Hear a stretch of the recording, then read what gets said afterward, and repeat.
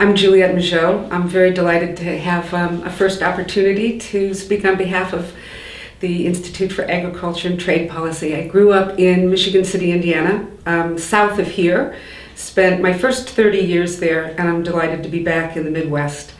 I have been working in social justice, environmental, food, agriculture, human rights organizations for most of my life.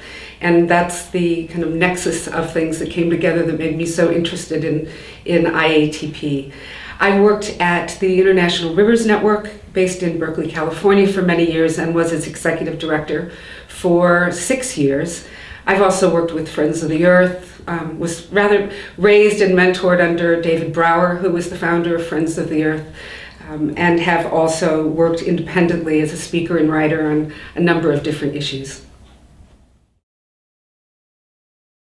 For many years, I was able to work with staff members from IATP on issues relevant to water and farmers, most of them in the third world.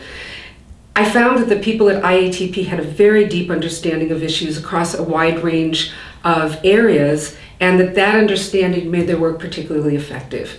Right now, we're dealing with the new rules in the United States on the Farm Bill. We're dealing with new rules internationally, new trade negotiations. These are always things that happen. But right now, I think IATP can be particularly relevant in an area that's highly contested and extremely important, particularly for farmers.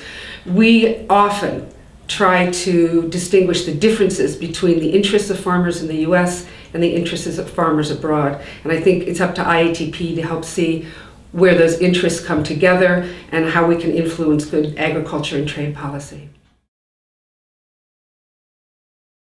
Right now, there's no one in the world who isn't very, very concerned about climate change and what that means for so much of the strength of our societies and of our economies and of our land. Agroecology is so important for the future and our ability to water, feed, and fuel and strengthen our societies.